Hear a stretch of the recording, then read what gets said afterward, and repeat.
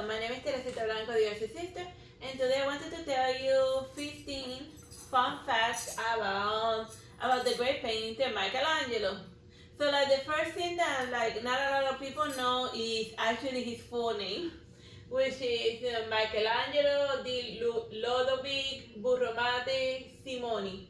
Like, he has one of those very long names, but not as long as some of the names that you find in Cuba and whatnot.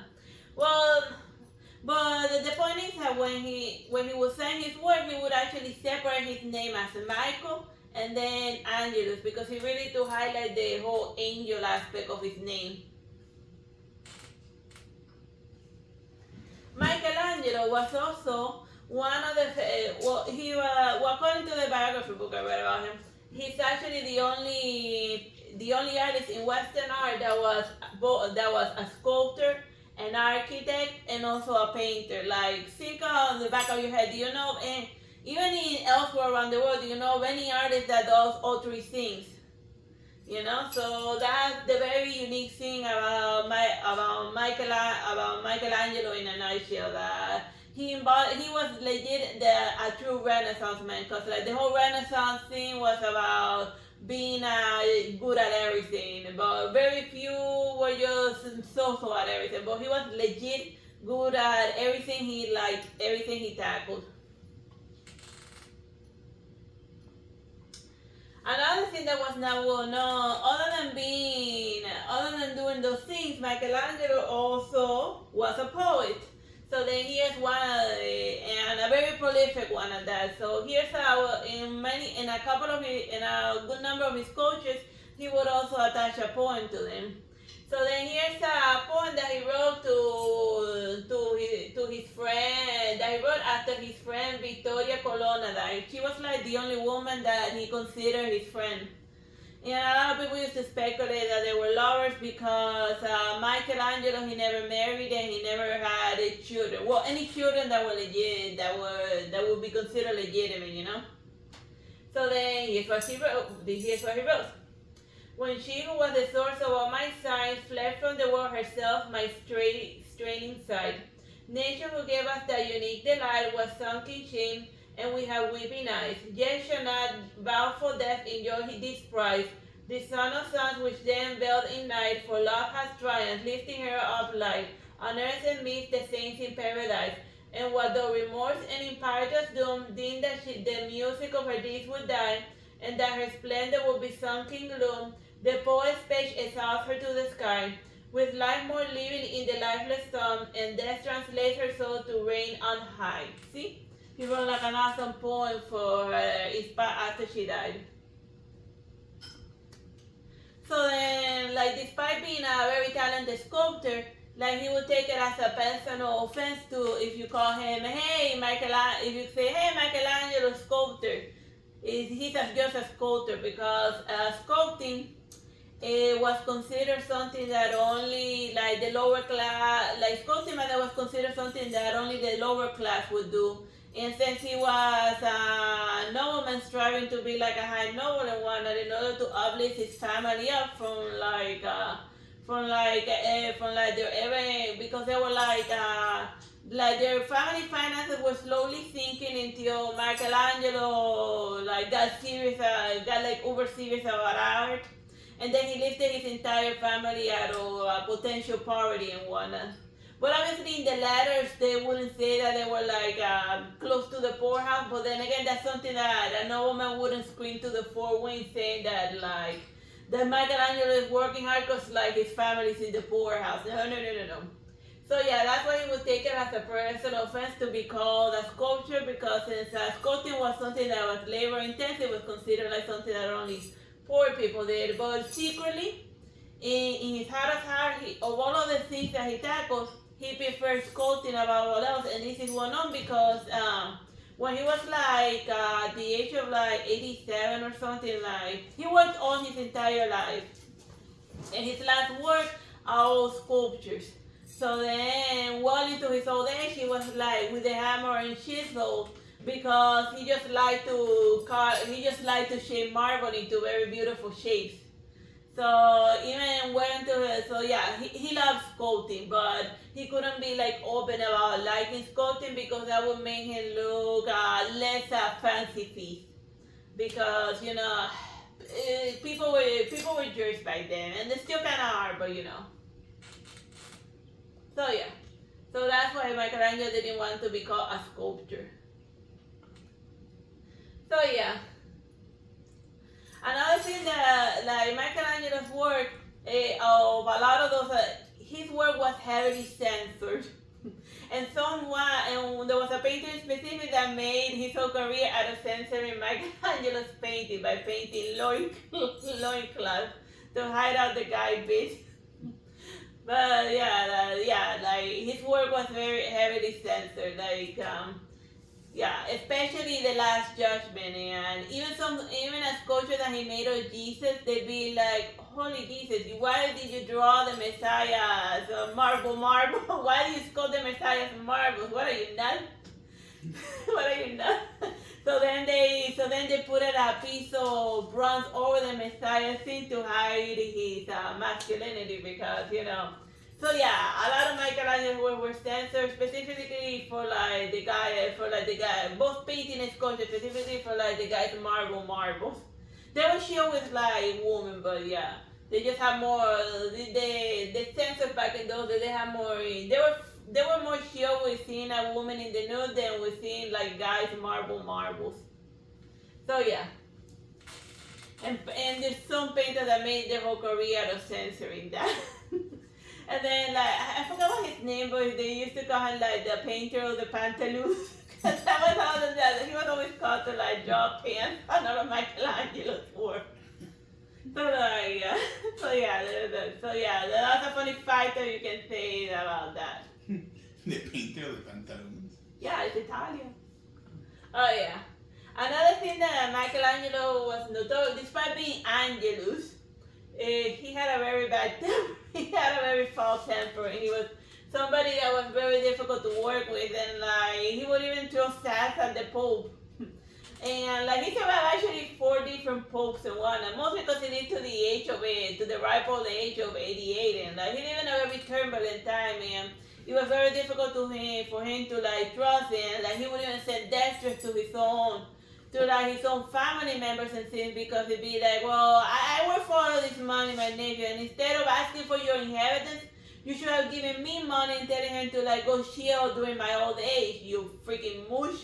So yeah, that's where most of his threatening letters one.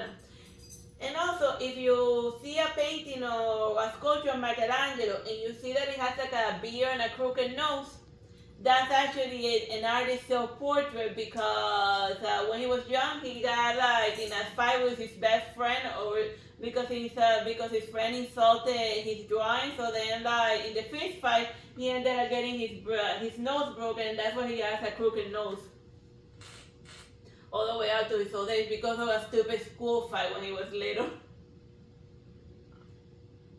Oh yeah, he also lived to the ripe old age of 88, and as you can see, crooked nose.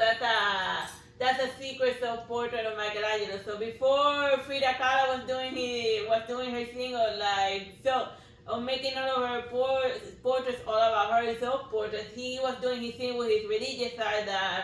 Is that God? Well, he painted himself as God. Well, more of a prophet than one. But yeah, just him painting himself with his old age, and yes, he did have big hands like that, because don't forget, sculpting is that you're grabbing a hammer and a chisel, and then you're ripping pieces out of a piece of marble, and then you leave the broken pieces and put them that way. It's to be a sculpture of marble is very heavy labor intensive, not for the faint of heart. So you can appreciate that. He had great cardio. He had great cardio. Well, he lived to the age of 88, man. Doing the Black Plague. doing the 16th century. Oh yeah, is the thing right? Yes, you're right. Yeah, doing the 16th century, man. To put it in reference, Don Quixote was considered old at the age of 40. Yeah, and he's twice that. He's twice as old as Don Quixote. Well, then again, he had good genes, because his father lived to the age of 86, so yeah. But yeah, people keep picturing Don Quixote, but in the book it said that he was 46 years old. Yeah, it said it right there. They painted him. No. You were considered old if you were 40 back then. No, look at that, a 40-year-old man. He must be crazy on top of an armor. Look at him crazy on top of. No, Don Quixote was in the best shape of his life, you know. But but most people tended to croak at the age of 50 back then. So yeah, you were considered old if you made it if you somehow made it by some miracle to the age of 50. So yeah. And then we have Michelangelo, so I say scoffing all of that, saying, I lived to the age of 88. So yeah, and shameless of her. So yeah, over here in the conversion of Saint Paul. Here he painted himself as St. Paul, as we in the conversion, so you realize, so yeah, he painted himself as the main character. But it's just that this is one of his later paintings, probably one of his last frescoes. And then since he was 88 and all of his friends were dropping, then he started naturally worrying about his own mortality and about his immortal soul, because he'd be like, everyone around me is dying. maybe I'm next. They don't want to care about me. So then he started worrying about his mortality and whatnot. And then over here he also gave away like free drawings and whatnot to like the people he liked best. And this one he gave to like someone, but I'm gonna get to him way later. Yeah. And it's like both Susan, like just Susan a vulture. And the top one is just kidnapping, what's his name? Ganymede. Remember the cupbearer? I thought that was Prometheus getting his liver eaten. Well, that one is the bottom one, and the top one is Ganymede. So I just cropped out so I wouldn't have to draw pantaloons on the drawing. It's like YouTube is The YouTube has issue with marbles. It's issue with a lot of things, honestly. Yeah. Los strings se arrancaron, Yeah, well, whatever, man. Alright, go on. Whatever. Moving along. The other thing that he was also very a penny pincher type of person. So a lot of his drawings that survived to the modern age, including the drafts he made for like this cathedral and whatnot, were all drawn on top of different paper that he would just erase what was underneath in order to draw it. So over here you can see like los borradores, like the raw sketches beneath them being drawn on top of each other, because despite him making it big and money and whatnot, he was like very frugal. That's why they say that even though he was rich, he lived as a poor saint. And this was like he was an even embodiment of a miser that like would rather live in like utter poverty than spend a copper. Yeah, but don't forget that his family was about to go bankrupt, so like he learned to live like that in order to survive, and but like this was greatest highlight, cause like on his last year of his life, when he was 87, and his friends, they got worried that after he died that they would raid his studio, and then a lot of his work would like disappear off the face of the planet. So then they went to his studio in order to do an inventory stock of all of his belongings, and then they'd be like, okay, so we got like this chair, we got like this table, and we got 2 uncompleted sculptures. And what's underneath the mattress? 8,000 gold coins! Why isn't this in the mat? Why isn't this in the bank, you crazy Michelangelo? So yeah, so then he had money for good furniture, but he had it in his mattress saving. So like, oh, you Michelangelo, you know, you wacky, are you like a freaking dragon? Why you have all of your gold underneath the mattress? So yeah. Literally.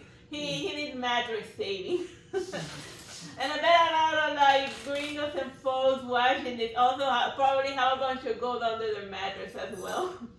But yeah, mattress saving has been fashionable since like the medieval. So since if it weren't for Michelangelo, you can say that if they mock you, just say, oh, but Michelangelo was a smart guy and he had his savings not in the bank but under the mattress. You know. Also, the banks back then, they could be frozen by the church. So it's like, okay, I don't get along with the church, and the church can take my money anytime, but they can't get me in the mattress. No, just like during the Renaissance period, there was a power struggle between like one church family and the Medici popes. So then, with the popes changing, he suffered through 4 popes that they all died during his reign. So then one would like it, but then the new guy would be like, well, you got along with my enemy, so now I hate you. Now you gotta do a bunch of sculpture for me for free. So yeah, so then he dealt with a huge turbulent period in Italian history. And then he just trying, and his whole focus is like, well, the world's going crazy, but I have one thing in mind. Get my family ahead, get my family ahead. You know, he was a family guy, not like family. Well, actually, he would have the same bad humor as Peter Griffin because he was a jerk, even to his family. Like, you're wasting all of my money. And like, we know that he was a jerk because we have all of the death threats of his letters survived to modern times. Yeah, it's like, dear deadbeat cousin. You are wasting all of the money. You will never lifted a finger your entire life. How dare you ask me for more money for your whore and your children? I haven't had one kid and you're just wasting none of my money. Here's the money you asked for. I hate you so much. Bye. But yeah, but in a more flowery Italian. Metaphorical. No, I'm pretty sure. The example letters that they show, they were flat out rude, angry death threats. Yeah. So yeah, another, you may not know this, but aside from writing poetry, he also did something else. He designed fortifications for Florence. So that also makes him like a military type of architect. Like over here, these were studies for the fortification of Padre Orghini in Florencia, 1528. So then, he made the Dark Souls castles with the hidden. Yeah, he designed the Dark Souls castle. So then, like the fortifications, they were designed because ballista weapons, they were making walls useless. So then he designed a fortification that was resistant to like cannon shots and whatnot. So that is something to consider. I wanted to show you like the finished one, but over time, but that is one of the works of Michelangelo that didn't survive to modern time. The fancy fortification walls he made for Florence. But it's still good to know that they existed and that he made castle walls for war and stuff. So yeah, you can thank Suleiman for that because he completely destroyed all of those. Yeah, he's from the Ottoman. But you should definitely watch the Sultan telenovela. I think it was in Netflix for a while. I don't know if it's still there, but yeah, it was awesome. Like they say that like the actor went like uber crazy and he would stop shaving his face. Like he got super into the character that he went nuts for a while. It was very stressful for his wife and all of the ones who didn't he leave his wife and marry the... Yeah, and marry some other chick that was within the show. Well, whatever, I forget. That has nothing to do with Michelangelo. Except for the fact that Suleiman completely destroyed this culture. Yeah, no, that is culture, like the fortification he made, but whatever. It lasted a little bit. So yeah, I wanted to tell you a fun quote of Michelangelo.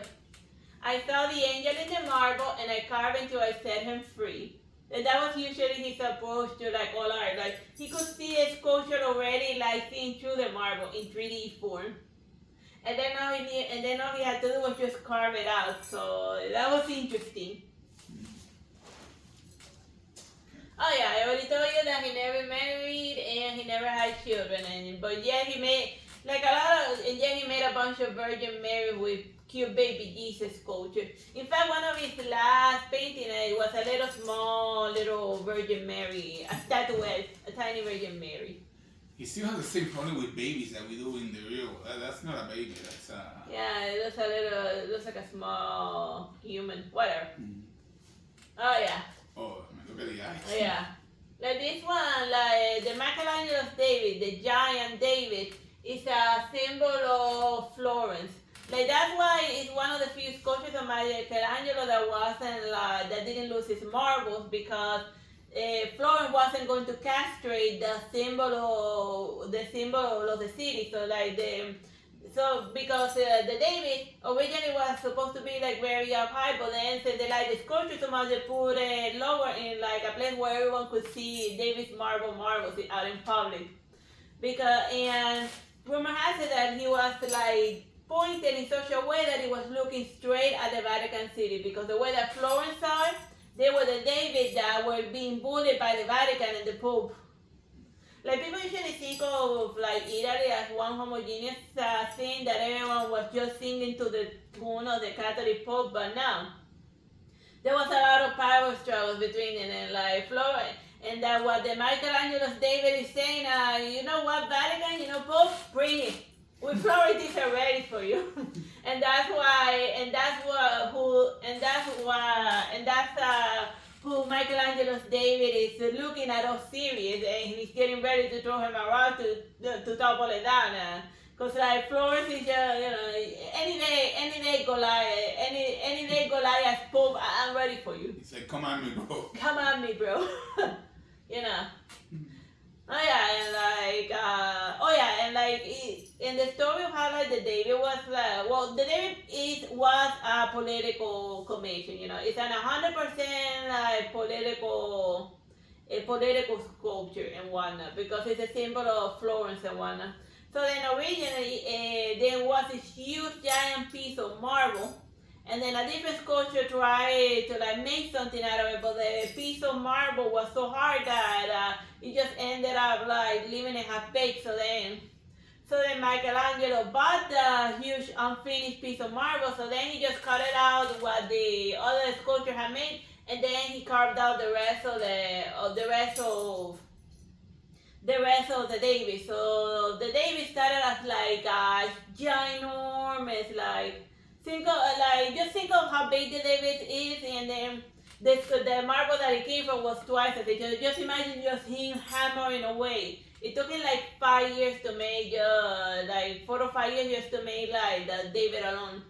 And you can see why you say, oh, it's just one sculpture. Yeah, but you got, like if you see it in person, it's like a giant David statue. And not just one sculpture, it's like 2 stories high or something. It's like a big David. Which is interesting, because if that is David, can you imagine the Goliath? Yeah.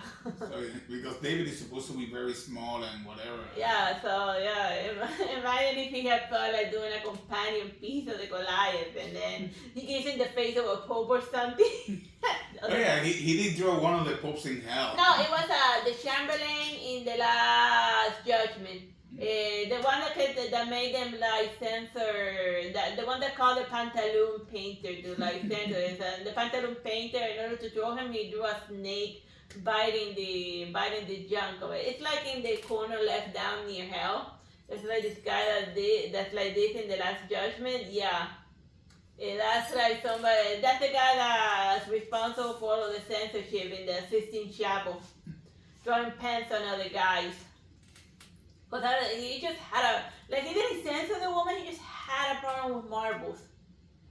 Yeah, because there's a lot of topless people in the last Topless chicks, you know. But he just had an issue with like nuts in general. He went nuts for nuts. Moving on. Oh yeah, so the Last Judgment, it itself has more than 300 figures, so, and it's like a huge painting in one. And they're all swole, like not just the stomach of Jesus, like the Virgin Mary's also been working out. Yeah, look at that arm, man. That is a carpenter's wife. one that actually worked in the workshop as well. Like she can go to Tekken and beat everyone there easily. Yeah. But yeah, I just wanted to show you a painting detail. A detail from the Last Judgment that I could actually show on YouTube. Oh no. Very specific.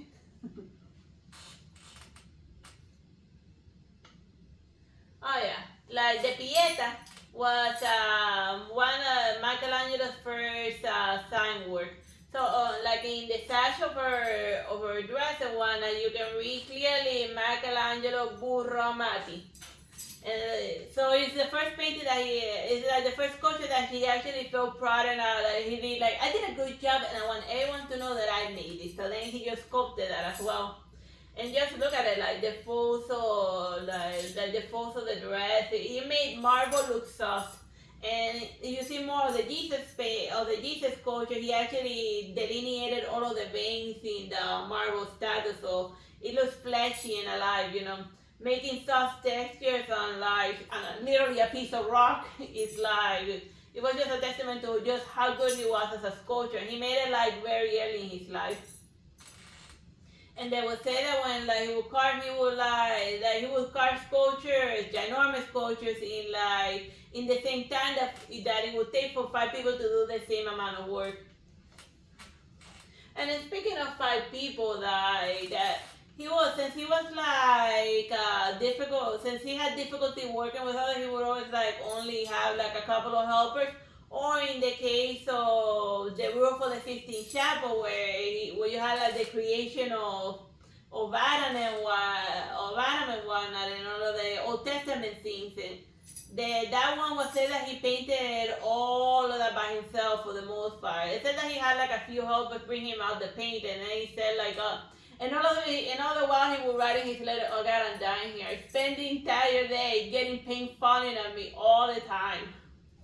And he just, because since you're painting a ceiling, obviously the paint can only fall down. So then he just, by the time he would finish his work, he would like come back to his house completely drenched in paint, like this, you know, because like the paint would drip downward.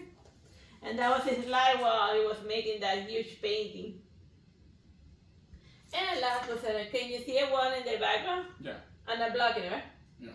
And last but certainly not least is Tommaso de Cavalieri. And of all of Michelangelo's lovers, he's the one that he wrote the most letters to. And he wrote a bunch of, and he sent him like a couple of friendship, a couple of drawings. You remember those bird drawings that I showed you and a couple of other ones? He sent it to this guy. And depending on which biography you read, they will say that they met. That they met when Tommaso was either 15 or 23. But the problem that we don't know his exact age is because his birth, we know when he died, but not when he was born. And so we don't know where. And a lot of them swear that they were like lovers, but prove it. But they do have like all of the correspondence that they had, but they do have all of the correspondence that they sent to one another. And when Michelangelo was in his deathbed, he was also there as well, watching his dear friend die and wanted to give him company till the very end. And they also lived together for a brief period, but only after Michelangelo's father finally croaked. So yeah, he was worried about what his old man was gonna think, him moving in with like a young 23-year-old guy and whatnot. So then here's the letter, one of the letters that he sent, and the response of the guy. Michelangelo wrote, I feel as lit by fire a cold continent, and that burns me from afar and kisses of ice shield. A strength I feel to shapely arms to feel which without motion every balance. And then Cavalieri's prize, I swear to return your love, and never have I loved a man more than I have loved you, and never have I wished for a friendship more than I wished for yours. So yeah, they have a very nice, beautiful friendship.